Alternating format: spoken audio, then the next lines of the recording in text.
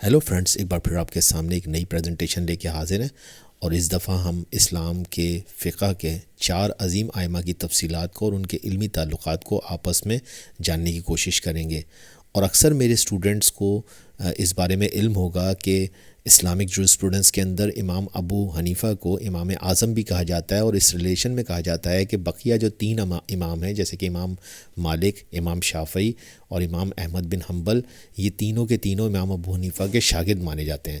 لیکن یہ بات کسی حد تک صحیح ہے اور کسی حد تک غلط بھی ہے۔ تو یہ کسی حد تک کیوں صحیح ہے اور کیوں غلط ہے؟ امام مالک، امام شافعی یا امام احمد بن حنبل کیا امام ابو حنیفہ کے شاگرد ہیں یا شاگرد نہیں ہیں؟ آج ہم اس بارے میں بھی تھوڑی سی ڈیٹیل میں دیکھیں گے، اور ان کے علمی تعلقات کو یا ان کے علمی ریلیشن کو آپس میں کیا ان کا تعلق تھا، تو یہ سارا کا سارا ان کا ایرا کیا ہے، وہ کس دور سے تعلق رکھتے ہیں، تھوڑا سا مختصر کر کے کمپیئر کر کے آپ کو بتاؤں گا تو آپ کی سمجھ میں آ جائے گا۔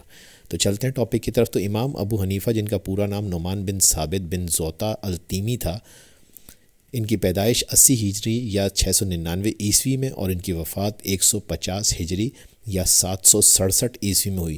ان کی جائے پیدائش کوفہ ہے، جو کہ آج عراق کے اندر موجود ہے۔ پلیس آف ورکنگ ہے وہ کوفے میں ہی ہے، یعنی کہ انہوں نے کوفے میں ہی سکونت اختیار کی اور وہیں حنفی فقہ کی بنیاد رکھی۔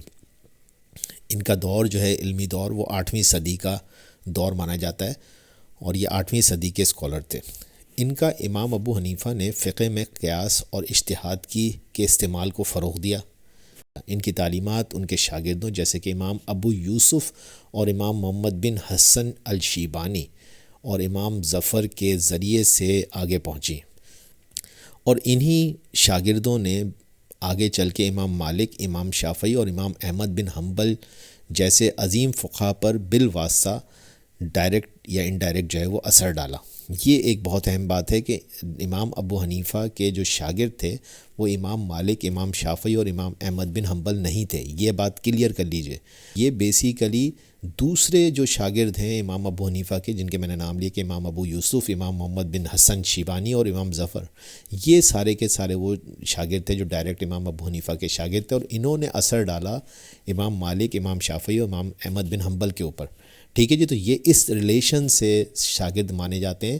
البتہ سب کے اپنے اپنے اسکول آف تھاٹس ہیں، اور اسی وجہ سے، لیکن ایک بات یاد رکھیے گا کہ چاروں امام ایک دوسرے کے لیے بہت زیادہ عزت اور بہت زیادہ رسپیکٹ رکھتے تھے۔ ٹھیک ہے جی۔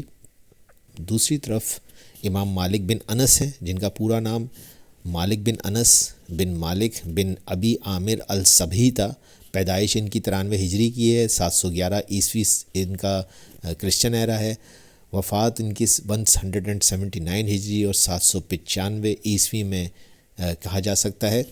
جائے پیدائش مدینہ تھی، خطہ بھی ان کا مدینہ تھا جہاں انہوں نے زندگی گزاری، اور وہاں مالکی فقہ کی بنیاد رکھی۔ عملی طور پر 8ویں صدی عیسوی کے آخری ایرا سے ان کا تعلق ہے۔ ٹھیک ہے جی، تو یہ 8ویں صدی عیسوی سے، یعنی کہ آپ یہ کہہ سکتے ہیں کہ یہ امام ابو حنیفہ کے ہی دور سے ان کا تعلق تھا۔ یہ بیسیکلی امام مالک اور امام ابو حنیفہ ہم اثر تھے، ان کے درمیان علمی مباحثے بھی ہوتے رہے۔ امام ابو حنیفہ نے امام مالک کی کتاب الموطا کو بہت سراہا اور اس کی افادیت کی تعریف کی۔ امام محمد بن ادریس الشافعی، جن کا پورا نام محمد بن ادریس بن العباس بن عثمان بن شافع تھا، پیدائش 150 ہجری یا 767 عیسوی اور وفات 204 ہجری اور 820 عیسوی مانی جاتی ہے۔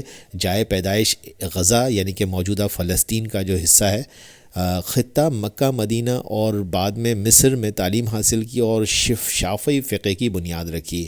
عملی دور 8ویں اور 9ویں صدی عیسوی کا ہے، یعنی کہ 8ویں صدی کا آخری حصہ اور 9ویں صدی عیسوی کا ابتدائی حصہ ان کا ایرا ہے ورکنگ کا۔ امام شافعی نے امام محمد بن حسن الشیبانی، جو کہ امام ابو حنیفہ کے ڈائریکٹ شاگرد تھے، ان سے تعلیم حاصل کی۔ اس طرح وہ حنفی اصولوں سے متاثر ہوا، اور امام شافعی نے امام ابو حنیفہ کی فقہی خدمات کو تسلیم کیا اور ان کی تعریف کی ہے۔ ٹھیک ہے جی۔ اسی طریقے سے امام احمد بن حنبل پورا نام احمد بن محمد بن حنبل الشیبانی تھا، پیدائش 164 ہجری اور 780 عیسوی، اور ان کی وفات 241 ہجری 855 عیسوی۔ جائے پیدائش ان کی بغداد جو کہ موجودہ عراق کا حصہ ہے، خطہ جہاں پہ انہوں نے ورکنگ کی، بغداد اور شام کے علاقوں میں تعلیم حاصل کی اور حنبلی فقہ کی بنیاد رکھی۔ عملی دور ان کا بنیادی طور پر 9ویں صدی عیسوی ہے، ٹھیک ہے جی۔